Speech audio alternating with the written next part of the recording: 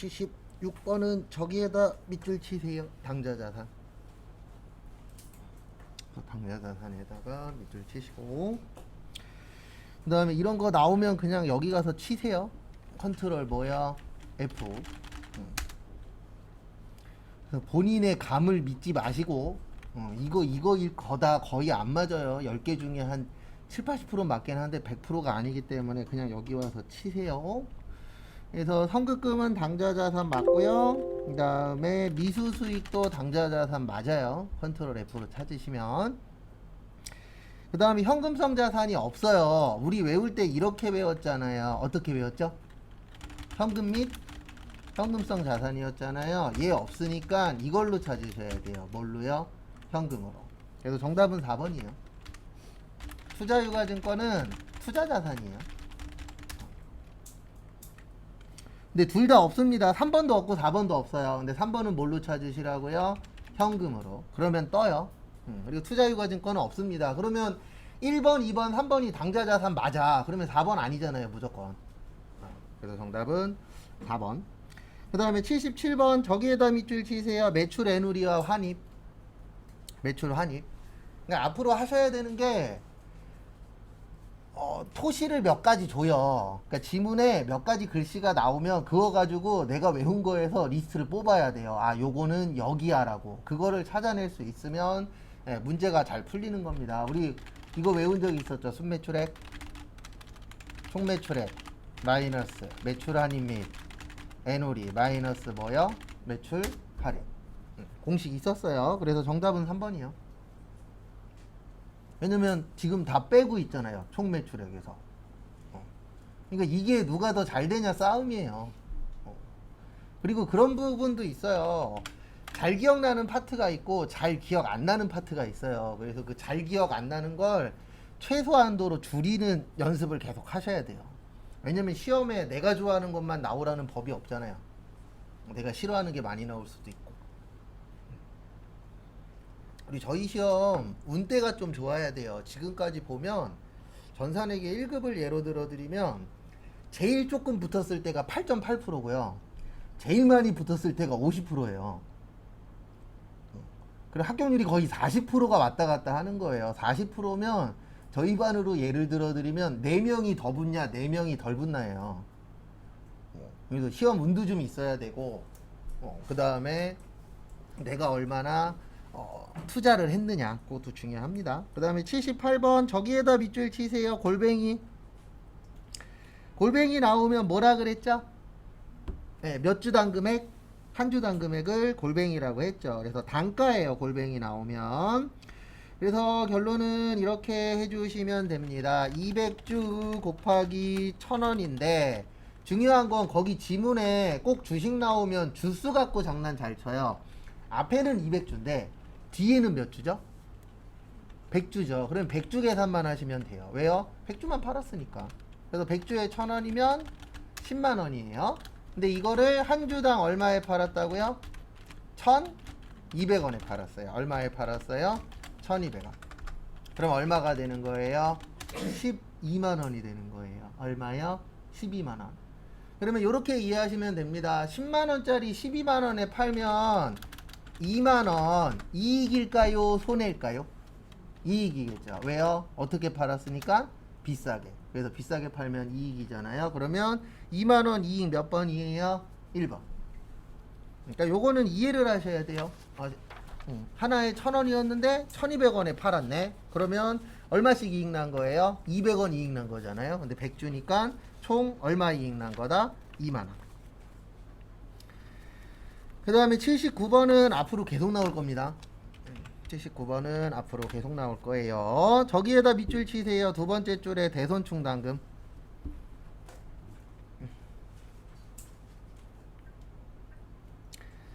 그리고 나올 때마다 제가 이 얘기를 계속 할 겁니다. 무슨 얘기를 계속 할 거냐면은요, 요 얘기도 계속 할 거예요. 대손충당금은 무슨 법이라고요? 보충법.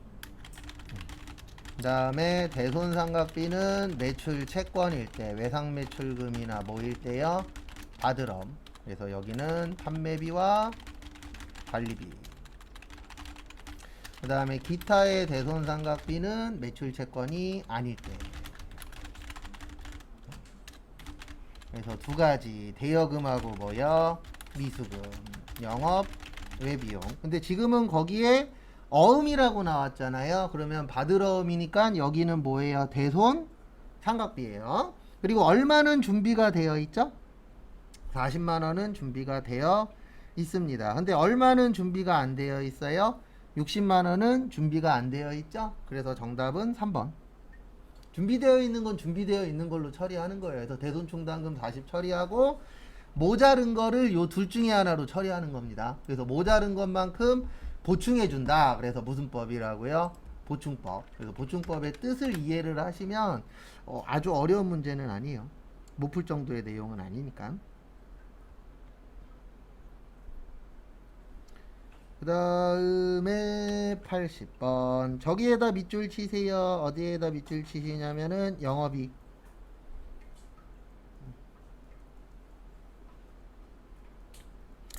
그리고 앞에 보세요. 이거는 둘 중에 하나를 선택을 하셔야 돼요. 하나는 뭐냐면 외우셔야 돼요. 공식을. 그래서 매출액 마이너스 매출원가는 매출총이익 마이너스 판매비와 관리비는 영업이익. 요걸 외우시든가, 첫 번째로 요거를 외우시든가, 아니면 두 번째로 할 수 있는 게 뭐냐면은요, 여기 들어오세요. 정기분손익계산서. 여기 있어요. 여기 나와라 좀. 여기 정기분손익계산서 있어요? 없어요? 있죠. 네, 여기 정기분 손익계산서 가시면 여기 오른쪽에 여기 공식이라 그랬잖아요. 여기 영업이익이라고 있어요? 없어요? 있죠. 둘 중에 하나를 하셔야 돼요. 왜냐면 이거는 계산 문제이기 때문에 계산 관련된 시험 문제예요. 그래서 공식을 외우시거나 아니면 공식 있는 데를 기억하시거나 둘 중에 하나를 하셔야 됩니다. 그래서 거기 지문 보시면 영업이익 계산 과정에서 제외되어야 될 거 물어봤습니다. 뭐 되어야 될 거요? 제외되어야 될 거. 그래서 여기 보세요. 제일 처음에 매출원가라고 있습니다. 뭐라고 있으세요? 매출원가. 여기 매출원가 들어가죠? 네. 그러면은 매출원가는 패스. 그 다음에 종업원의 복리후생비. 우리 종업원의 복리후생비는 종업원 어디에서 일하죠? 사무실에서 일하죠? 800번대 뭐예요? 복리후생비. 그러면 800번대가 요거라 그랬잖아요. 판매비와 뭐요? 관리비. 그래서 2번도 아니고. 디귿의 이자 비용. 우리 회사 이자 주는 회사예요? 물건 사고 파는 회사예요? 물건 사고 파는 회사예요. 그래서 얘는 영업 외예요. 그래서 영업과 관련 없으니까 요거는 제외돼야 되는 거 맞고요. 그 다음에 우리 일할 때 건물에서 일해야 돼요? 길에서 일해야 돼요? 건물에서 일해야 되죠. 그래서 건물이 있어야만 판매하고 관리할 수가 있잖아요. 그래서 800번대 감가상각비예요. 거기 건물의 감가상각비라고 있죠. 우리 건물은 판매하는 거하고 관리하는 거하고 연관성이 있어요? 없어요? 있죠. 우리 길에서 일할 수는 없잖아요. 그 다음에 기부금. 우리 회사 기부하는 회사, 물건 사고 파는 회사, 물건 사고 파는 회사. 그래서 기부금도 영업과 관련이 없습니다. 그 다음에 우리 회사 유가증권 파는 회사예요? 재고자산 파는 회사예요? 재고자산 파는 회사죠. 그래서 정답은 디귿, 미음, 비읍이에요. 일단 답은. 그래서 답은 디귿, 미음, 비읍인데 시험은 뭐가 나오는 거냐면은요, 이거 나오면 무조건 두 가지 중에 하나 물어보는 거예요. 하나는 요 공식 아느냐, 그 다음에 또 하나는 판매비와 관리비하고 요거랑 그 다음에 영업외하고 구별할 수 있느냐 없느냐, 그거 물어보는 겁니다. 무조건 시험 문제는. 쉬운 문제는 아니에요. 왜냐면 잘 안 내요. 아주 많이 나오는 유형은 아닌지라 뭐 나올 때마다 계속 똑같은 얘기 하긴 하겠지만 아주 쉬운 문제는 아닙니다. 그 다음에 81번은 저기에다 밑줄 치세요. 취득원가.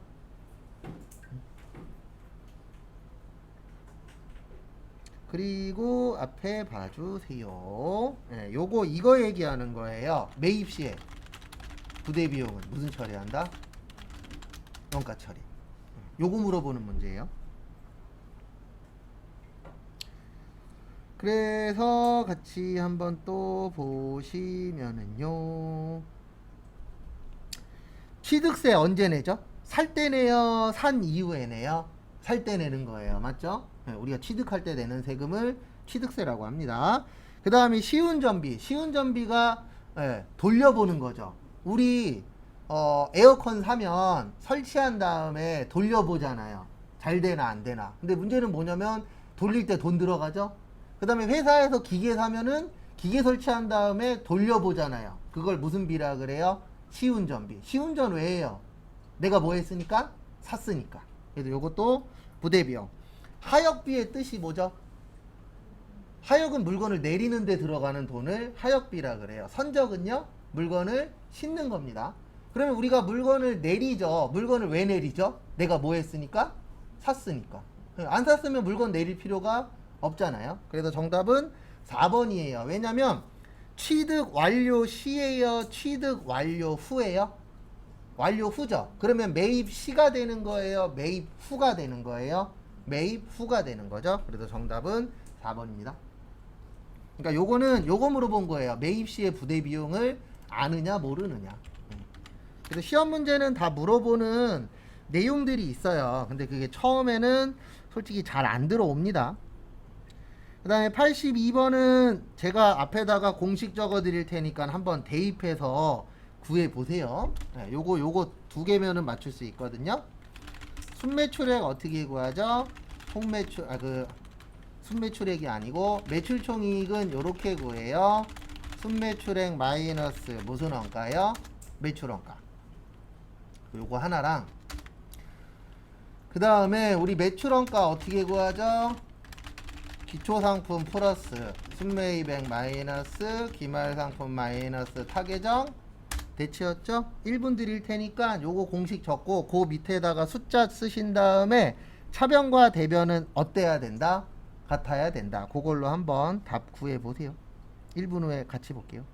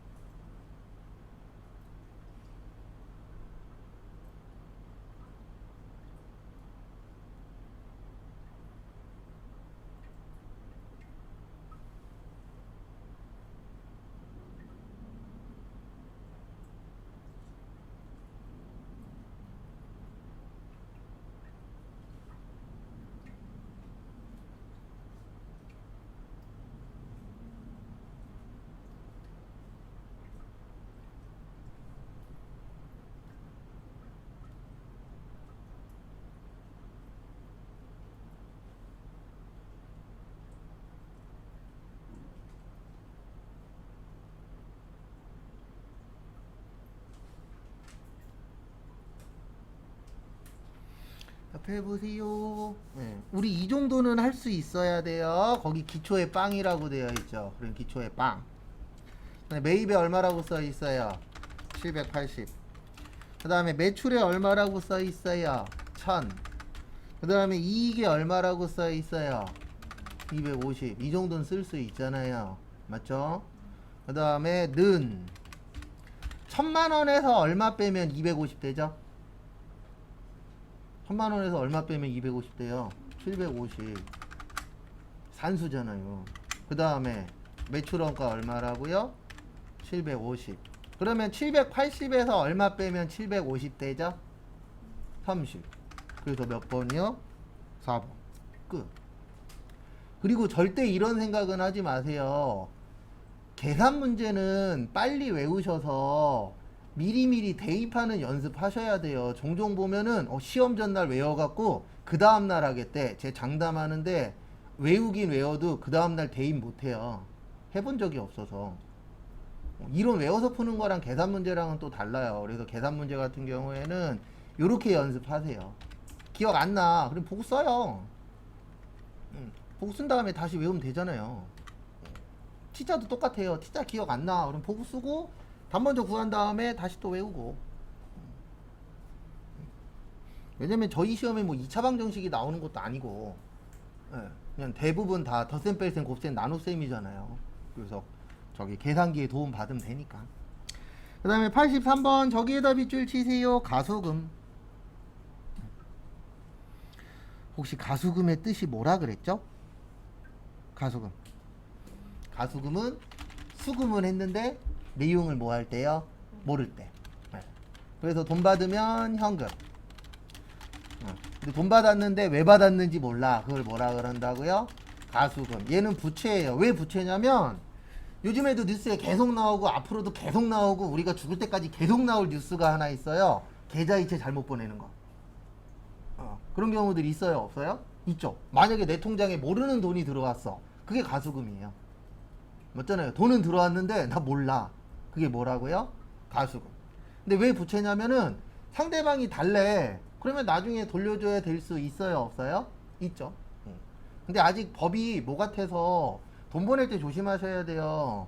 아직 법이 내가 실수로 잘못 보냈잖아요. 그러면 그 상대방 계좌 주인한테 계좌 갖고 계신 분한테 부탁해야 돼요. 돌려달라고.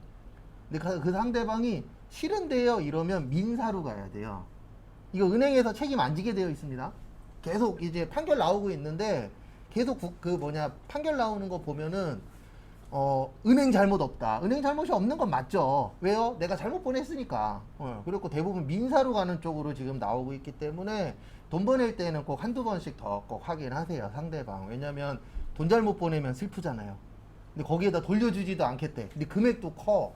그러면 진짜 슬플 거기 때문에 항상 돈 보낼 때 주의하시고.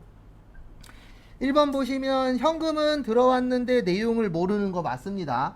그리고 이거는 계속 쓰는 거예요? 일시적으로 쓰는 거예요? 일시적으로. 언제까지요? 내가 알 때까지. 그 다음에 3번 거래처나 거래금액, 계정 과목 등이 불분명한 상태에서 현금이 입금됐죠? 제가 이거 일부러 써놓은 거예요. 지금 현금이 입금됐잖아요. 그러면 현금은 차변. 가수금은 어느 변이요? 대변. 근데 거기 가수금 어느 변이라고 쓰여 있죠? 차변이라고 쓰여 있죠? 그래서 정답 몇 번이요? 3번. 그러니까 이런 거는 분계를 할 줄 알면 맞출 확률이 좀 올라가요. 이렇게 나왔을 때, 차대변으로 나왔을 때는 분계할 줄 알면은 조금이라도 확률은 올라갑니다.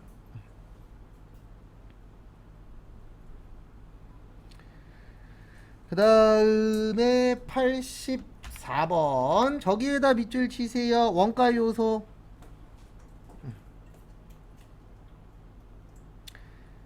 우리 원가의 몇 요소였죠?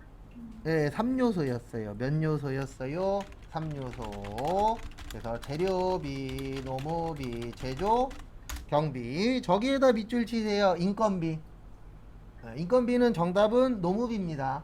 그래서 우리 사자 중에 노무사라고 있어요? 없어요? 있어요. 그분들이 월급하고 관련된 거 일하시는 분들입니다. 뭐 산재 쪽이라던가 아니면 뭐 4대 보험 그런 쪽 관련돼서 업무 보시는 분들을 노무사라고 해요. 그래서 노무가 그 인건비 관련된 거라고 보시면 됩니다. 그 다음에 85번은 저기에다가 밑줄 좀 쳐주십시오. 제조원가 명세서랑 그 다음에 단기제품 제조원가 그리고 앞을 봐주세요.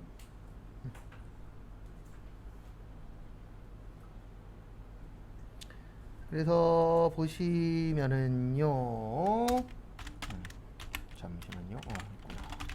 제가 제공품이라고 쓰고 여기에다 뭐라고 쓰죠? 제조원가 명세서. 짧은 걸로 쓸게요.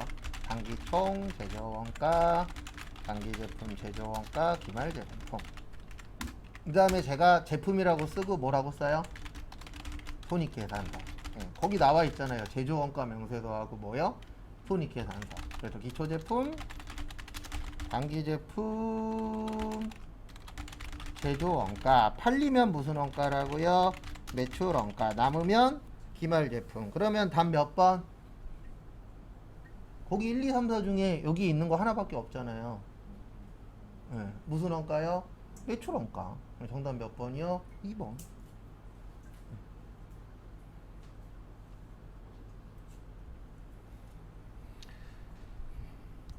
그 다음에 86번.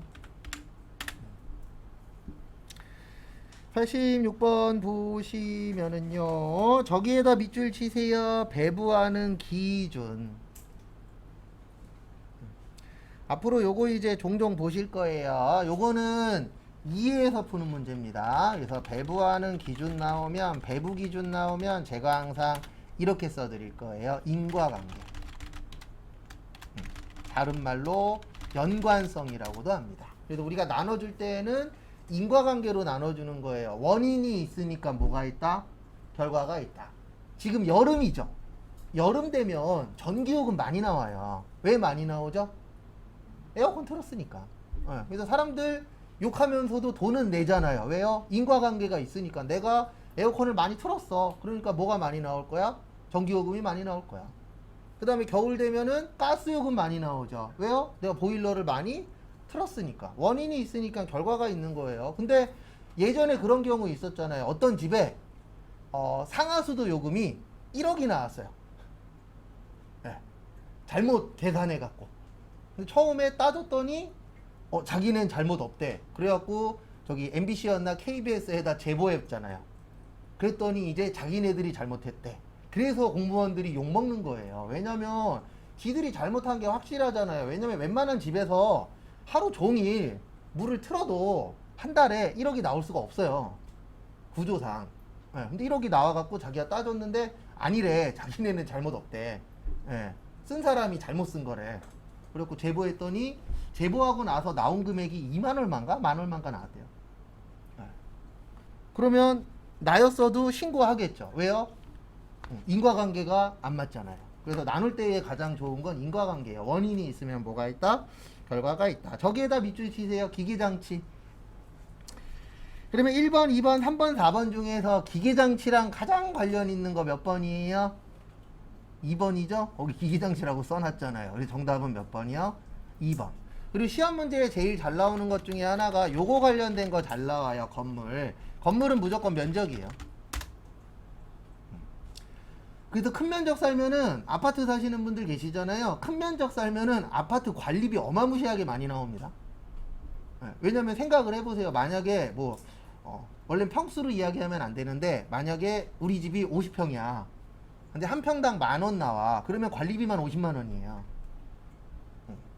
실제 그렇게 계산이 돼요. 그래서 면적이 넓으면 관리비도 어때요? 많이 냅니다. 그래서 건물 나오면 면적 생각하시면은 도움이 좀 많이 되실 거예요. 그 다음에 87번은 저기에다가 밑줄 좀 쳐주세요. 거기 다음 페이지 위에 보시면 총.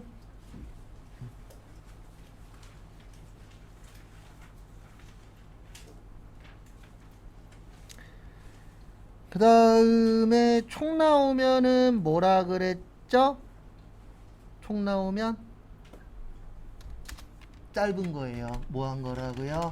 짧은 거. 그래서 기초 제공품, 단기 총 제조원가, 단기 제품 제조원가, 기말 제공품. 그래서 거기 보시면 총 얼마래요? 80. 기초 얼마래요? 15. 기말 얼마예요? 20. 차변과 대변 어때야 된다? 같아야 된다. 얼마 나와요? 75만원. 정답 몇 번? 2번. 그리고 꼭 이런 거 잘 물어보십니다. 거기 기초 제품하고 기말 제품은 왜 나왔어요? 우리 헷갈리라고 나온 겁니다. 얘네 둘은 지금 쓸모가 없잖아요. 시험이기 때문에 우리가 해야 되는 역할 중에 하나가 필요한 것만 골라서 쓰는 것도 시험 문제 중에 하나예요.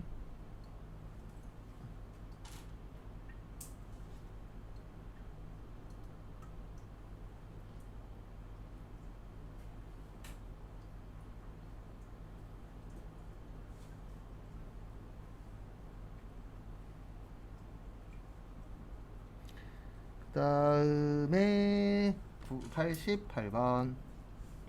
저기에다 밑줄 치세요. 제조원가.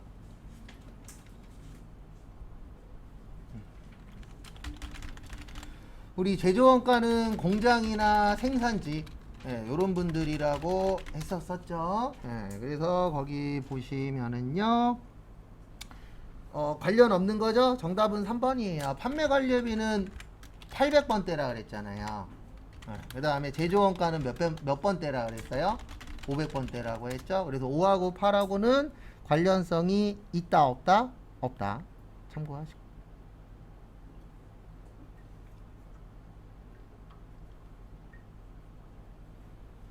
그 다음에 89번.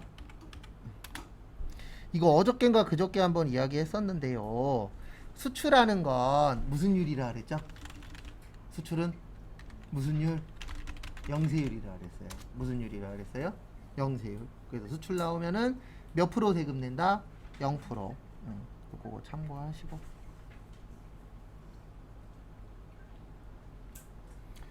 그 다음에 90번 보시면은요, 저기에다 밑줄 좀 쳐주세요. 개인사업자. 요건 좀 난이도가 있는 문제예요. 일단 답 먼저 불러드릴게요. 개인사업자면은 3번이고요. 법인사업자면은 1번이에요. 개인이냐 법인이냐에 따라서 답이 좀 달라집니다. 그래서 요거 설명을 드리면은요,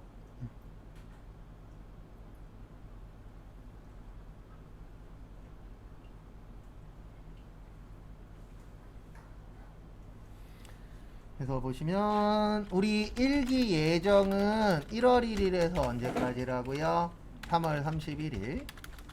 그 다음에 1기 확정은 4월 1일에서 6월 30. 그 다음에 2기 예정은 7월 1일에서 9월 30.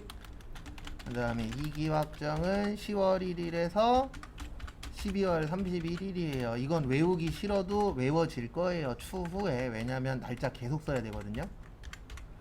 그 다음에 우리 쪽지 시험 본 것 중에 이거 있었어요. 예정 고지납부라고. 그래서 누구만 한다 그랬죠? 개인만. 그 다음에 직전 확정 신고 금액의 2분의 1이고 50만원 미만은 고지서 발송 안 한다 그랬는데, 개인은 예정 때 신고를 안 해요. 그래서 예정 신고를 안 하고 개인은 6개월에 한 번씩 신고해요. 몇 개월에 한 번씩 신고한다고요? 6개월. 그래서 정답은 3번이 되는 거예요. 왜냐면 7월 달하고 8월 달에는 사업한 게 있어요, 없어요? 없죠. 그러면 사업 안 한 것까지 신고할 필요 있다, 없다? 없다. 그래서 이 사람이 9월 달부터 시작했으니까, 그 7월부터 12월까지잖아요, 원래는. 그러면 9월 달부터 시작했으니까 몇 월 달 것까지 신고하시면 돼요? 12월 달 것까지. 근데 이게 만약에 법인일 때는 요때까지예요. 법인은 7월에서 몇 월까지예요? 9월까지. 그래서 이게 법인이면 몇 번이라고요? 1번. 그래서 법인하고 개인하고 이 부가가치세 가장 큰 차이점이 뭐냐면 요거예요. 개인은 예정 신고라는 걸 안 하고 고지서로 납부를 해요. 그래서 고지서로 납부한다 그래서 무슨 납부라 그래요? 고지납부. 그래서 우리 보면은 전기요금은 고지납부예요. 맞죠? 집에 가만히 있으면 전기요금 고지서 날라오잖아요. 그럼 그거 갖고 뭐 하면 되죠? 내면 되죠. 이걸 고지납부라고 하는 거고, 부가가치세는 원칙은 신고납부예요. 그래서 신고납부는 뭐냐면 내가 세무서에 가서 뭐 하는 거예요? 신고도 하고, 그 다음에 은행 가서 뭐도 해야 돼요? 납부도 하고. 요거를 신고납부 제도라고 하는데, 개인 사업자만 예정 고지납부라는 걸 합니다. 그래서 정답은 3번. 근데 이런 건 별도의 얘기가 그렇게 많지는 않았어요. 왜냐면 그렇게 아주 자주 나오는 문제는 아닌지라. 그리고 요 날짜는 좀 기억 좀 해주세요. 세무 때 문제풀이 들어가면 거의 하루에 3-4번씩은 넣어야 되는 날짜라 꼭 숙지 좀 잘 해주시기 바랍니다. 그 다음에 91번부터 105번까지 11시 15분까지 시간 드릴 테니까요. 풀어보세요. 하는요. 91번은 아직 안 배웠어요. 저기에다 밑줄 좀 쳐주세요. 어디에다 밑줄 치시냐면 결산. 근데 저희 아직 결산 안 했죠. 다음 주에 할 건데 일단 결산 그러면 이렇게 기억을 하셔야 됩니다. 몇 월 며칠이요? 12월 31일. 그래서 일단 간단하게만 설명을 드릴게요. 일단 저기에다 밑줄 치세요. 9월 1일. 그 다음에 6개월분 18만원에다가도 밑줄을 쳐주세요. 그러면 이거 계산을 할 줄 아셔야 돼요. 6개월에 18만원이면 한 달에 얼마죠? 3만원이죠? 이 정도는 계산을 할 줄 아셔야 돼요. 그 다음에 이제 거기 지문에 보시면 9월 달에 줬대요. 몇 월 며칠 날 줬대요? 9월 1일. 그러면 올해는 9, 10, 11, 12에서 올해는 몇 개월이에요? 4개월이에요. 우리가 총 6달치를 줬는데 그 중에 올해는 몇 개월이라고요? 4개월. 그 다음에 내년은 몇 달치죠? 2달치죠. 요거 날짜 계산할 줄 아셔야 돼요. 왜 이렇게 되는지. 왜냐면 9월달부터 6개월치 줬다 그랬잖아요. 그러면 올해에 해당되는 건 9, 10, 11, 12에서 몇 개월이에요? 4개월. 그러면 내년은 1월하고 몇 월이에요? 2월달까지 되겠죠 라고 날짜 계산을 할 줄 아셔야 돼요. 그러면 올해는 얼마예요? 4개월이니까 12만원 되겠죠. 왜냐면 한 달에 얼마니까요? 3만원이니까. 그러면 내년은 얼마가 돼요? 6만원. 내년 걸 자산 처리하는 거예요. 그래서 정답은 2번인데 2번이 중요한 게 아니고 이거 다음 주에 하는데 다음 주에 할 때 날짜 계산 이런 거 잘 하셔야 돼요. 그리고 월 계산 하실 때 손가락으로 하세요. 9월, 10월, 11월, 12월. 괜히 암산했다가 틀리지 마시고. 왜냐면 어차피 시험 때 손가락으로 해봤자 한두 문제밖에 없어요. 날짜 계산할 때 그렇게 많이 안 나옵니다. 그래서 날짜 계산할 때 헷갈리시는 분들은 그냥 손가락으로 9, 10, 11, 12 이렇게 계산하시면 됩니다. 그리고 더 자세한 내용은 다음 주에 볼게요. 그리고 2번도 결산이에요. 92번도. 그래서 거기 보시면 미지급 이자 비용이라고 있으시죠. 프로그램에는 미지급 이자 비용이라는 건 없어요. 프로그램에서 찾을 때는 미지급 비용으로 찾으셔야 돼요. 그래서 컨트롤 F로 미지급 비용 찾아보시면 어떻게 되어 있냐면 유동부채라고 되어 있어요. 그래서 결론은 부채입니다. 그래서 요거 같은 경우에는 분계를 만들 줄 알아야 돼요. 이 내용만 보고. 그래서 요거는 난이도가 좀 중상 정도는 됩니다. 이거 분계하면 이렇게 돼요. 어떻게 되냐면 차변의 이자 비용, 비용 증가. 그 다음에 미지급은 준 거예요? 안 준 거예요? 안 준 거죠? 그래서 미지급 비용, 부채의 증가 라고 분계를 만들 수가 있어야 돼요. 요거는 좀 난이도가 있는 문제입니다. 그 다음에 저기에다가 밑줄 좀 쳐주세요. 계상하지 않은 경우. 그러면 계상하지 않은 경우의 뜻은 했단 얘기일까요? 안 했단 얘기일까요? 안 했단 얘기겠죠. 그러면 이걸 안 하면 거꾸로 되는 거예요. 어떻게 되냐면 원래는 비용이 늘어나야 되는데 안 했으니까 비용이 늘어날까요? 줄어들까요? 줄어들겠죠. 그 다음에 비용이 줄어들면 이익은 늘어나요. 왜냐면 비용이 돈 쓰는 거거든요. 그러면 돈을 덜 쓰면 남는 게 어떻게 되죠? 많아지겠죠? 그 다음에 원래는 부채가 늘어나야 되는데 안 했다 그랬잖아요. 그러면 부채도 어떻게 돼요? 줄어들어요. 이런 식으로 만드는 분계 문제인데 쉬운 문제는 아니에요. 이론 문제 중에선 난이도는 좀 있는 문제입니다. 일단 그래서 정답은 3번이에요. 이익이 과대평가된다. 그리고 지금 우리 안 배웠잖아요. 그러면 안 배웠으면 찍어야 되는데 찍을 때 찍더라도 고민을 좀 하고 찍으세요. 왜냐면 3번 보실래요? 이익이 과대의 뜻이 뭐죠? 대자가 무슨 대자예요? 클 대자잖아요. 많을 대자. 그래서 3번은 이익이 많다예요. 4번은 이익이 뭐하다? 적다. 그러면 찍을 때 찍더라도 몇 번 아니면 몇 번을 찍어야 돼요? 3번 아니면 4번을 찍어야 돼요. 그래서 조금 고민을 하고 찍으시면은 확률은 50%가 됩니다. 근데 그냥 냅다 찍으면은 25%예요. 제가 이런 얘기 왜 하냐면 시험장 가서요. 기본적으로 이론에서 많이 찍는 사람은 한 7, 8개까지 찍고 적게 찍어도 2, 3개는 찍어야 돼요. 왜냐면 100% 다 기억 안 나요. 쉽게 나오면 15개 다 보던 게 나오긴 하는데 평균적으로 12개에서 13개는 보던 거, 한두 개는 보긴 봤는데 기억 안 나요. 왜냐면 자주 안 내는 문제들이 있기 때문에. 그래서 찍을 때 찍더라도 조금 고민하시면 조금이라도 올릴 수 있어요. 그 다음에 93번은 앞에 잠깐만 보세요. 우리나라 몇 점표 쓴다 그랬죠? 3점표. 그래서 출금점표랑 입금점표랑 무슨 점표요? 대체점표. 그래서 출금점표는 돈 나갈 때, 입금점표는 돈 들어올 때, 그 다음에 대체점표는 일부 현금이거나 뭐가 없는 거래요? 현금이 없을 때. 일단 요게 먼저 기억이 나셔야 되고요. 그 다음에 거기 밑에 보시면 감가상각이라고 있을 거예요. 무슨 상각이요? 감가상각. 이거 시험 문제 왜 내냐면은요, 저희가 다음 주에 결산 배운다 그랬잖아요. 감가상각 분계를 우리가 안 하고 컴퓨터가 해줘요. 그러니까 우리가 안 하다 보니까 이 감가상각 분계가 기억이 잘 안 납니다. 그래서 내는 거예요. 감가상각 분계는 이렇게 돼요. 차변의 감가상각 B, 대변의 감가상각 누계, 이렇게 돼요. 그럼 이거 현금이 있나요? 없나요? 없죠. 현금 없으니까 무슨 점표? 대체점표. 그래서 정답은 일단 4번인데, 그리고 찍을 때 찍더라도 3번은 찍지 마십시오. 입출금 점표라는 건 앞으로도 볼 일 없고, 없어요. 입출금 점표는. 그래서 그냥 찍는 분들은 3번 찍으시는 분들도 있어요. 없는 건 찍으시면 안 됩니다. 우리 3점표는 기억하셔야 돼요.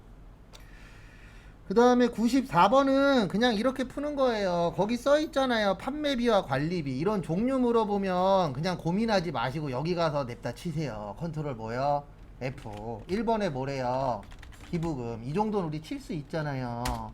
여기 나오잖아요. 뭐라고요? 영업외. 그래서 몇 번이요? 1번. 종류 물어보면 그냥 무조건 치세요. 이거일 거다 하지 마시고. 왜냐면 여러분들이 기억 다 못할 수밖에 없는 구조예요. 이거 아니어도 외울 거 천지고 할 거 천지인데. 그래서 이런 거 나오면 무조건 컨트롤 F. 그 다음에 95번은 저기에다가 밑줄 좀 쳐주세요. 외상매입금.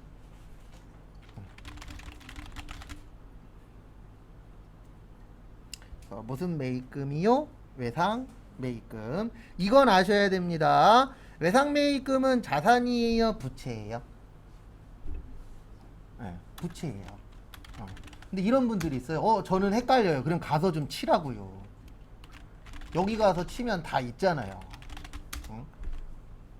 제가 이 얘기를 그렇게 하는데도 맨날 물어보면 모르겠대. 모르면 치고 대답을 하시든가. 가만히 멍 때리고 있다가 모르겠대. 그러면 방법이 없습니다. 그래서 얘는 여기 부채예요. 그래서 꼭 헷갈리시면 컨트롤 F로 꼭 찾으세요. 그래서 무슨 얘기 할 거냐면은 거기 보시면 외상매입대금 지급액이라고 있습니다. 그러면 외상매입대금 지급하면 부채가 늘어날까요? 줄어들까요? 줄어들겠죠? 그래서 부채의 뭐요? 감소. 그러니까 여러분들이 시험 끝날 때까지 하셔야 되는 게 제가 푸는 방법을 뺏어가야 돼요. 그래서 누가 더 푸는 방법을 많이 뺏어가냐, 그게 중요합니다. 그 다음에 다음 거 또 보시면은요, 두 번째 기초외상매입금이라고 있어요. 이거는 외우세요. 어떻게 외우시냐면 기초는 무조건 증가, 기말은 무조건 감소. 설명은 드릴 겁니다. 그래서 외우시는 게 아마 조금 더 편하시긴 할 건데.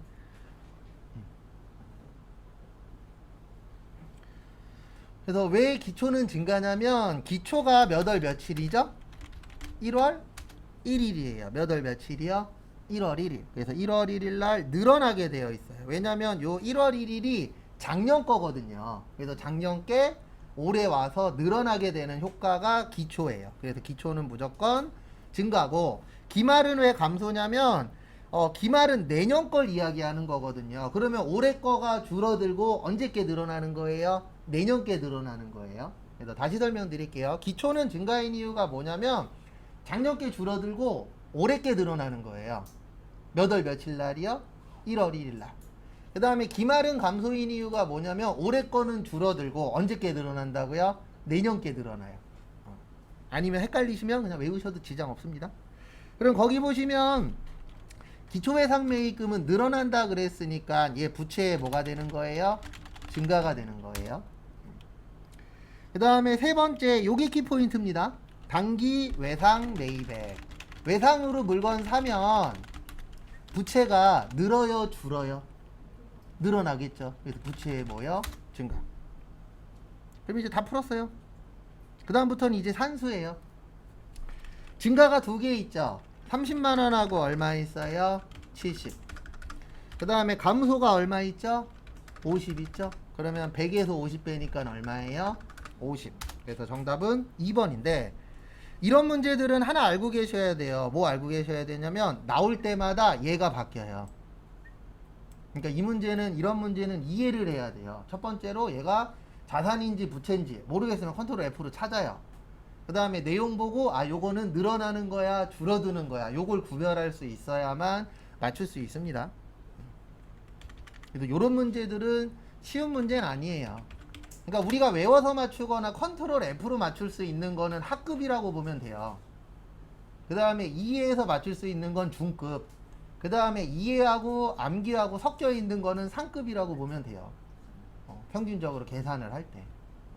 그래서 하급이 한 7개에서 8개 정도 나오고, 중급이 한 5개 정도 나오고, 상급이 한 2-3개 정도 나온다라고 보면 돼요. 평균적으로. 그래서 제가 빨리 외우십시오 그 얘기를 계속 하는 게 딴 것 때문이 아니고, 빨리 끝낼 수 있는 건 빨리 끝내고, 나중에 안 외워지는 거나 헷갈리는 거, 그 다음에 어려운 거, 그거는 이제 시험 때 다가오면 그때 좀 많이 풀어보셔야 돼요. 그 다음에 96번은 저기에다가 밑줄 치세요. 매출 원가. 이거는 잘해오신 분은 맞출 수 있습니다. 우리 매출 원가 구하는 공식 어떻게 되죠? 기초상품 플러스 순매입액 마이너스 기말상품 마이너스 타계정 대체. 그러면 1번 맞아요.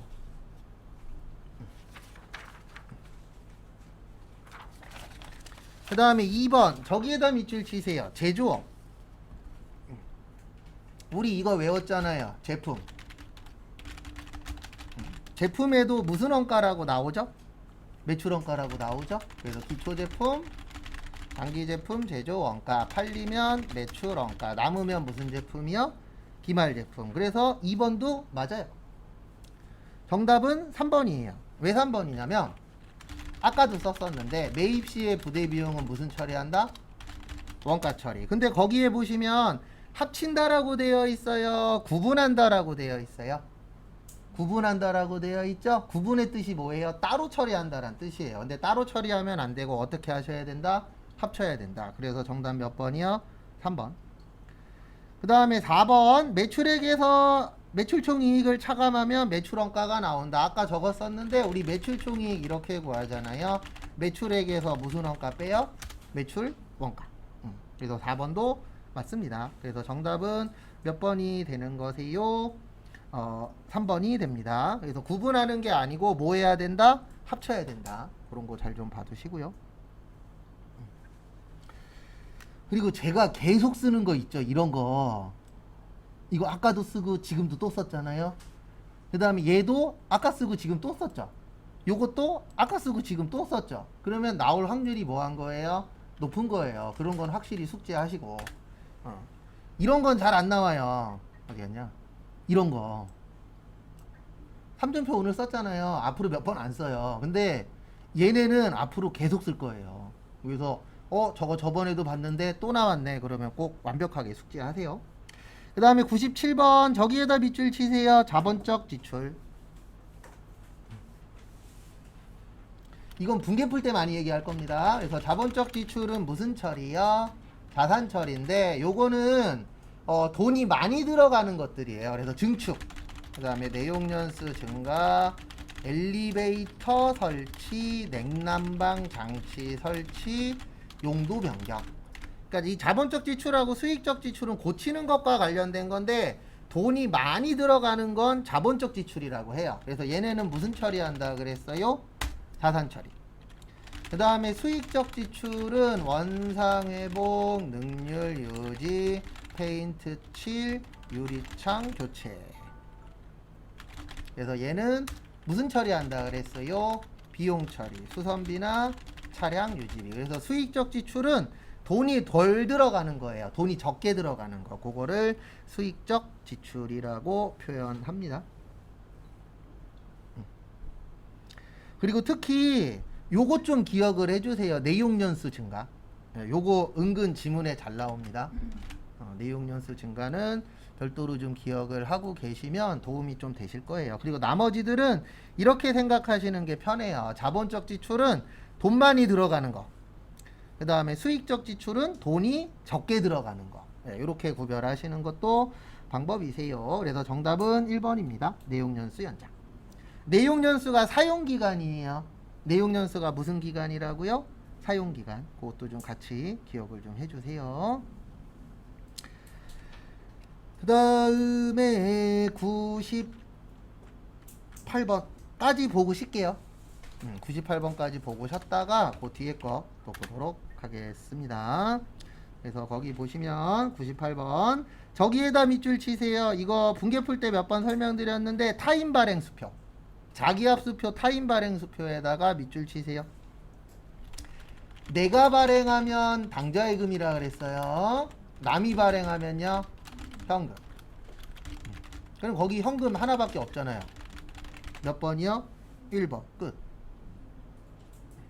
그리고 저희 시험의 특징은요, 저도 시험 꽤 많이 봤지만 다른 시험에 비해서 전산회계는 그렇게 꼬는 게 많이 없어요. 그러니까 대부분 물어보는 게 너 이거 알아? 알면 맞출 수 있는 정도. 근데 다른 시험은요, 공식 안다 그래서 맞추는 게 아니에요. 막 좌우 바꿔버리고 앞뒤 막 뒤 바꿔버리고 막 X 나오고 Y 나오고 이러는데 저희 시험은 그렇게까지는 안 해요. 왜 그러냐면 원래 목표 자체가 사람들을 떨어뜨리자 보다는 원래 처음에 만들었을 때 취지가 이제 실무에 적합한 시험을 만들어 보자. 이게 처음의 목적이었기 때문에 다른 시험에 비해서 장난이 좀 덜합니다.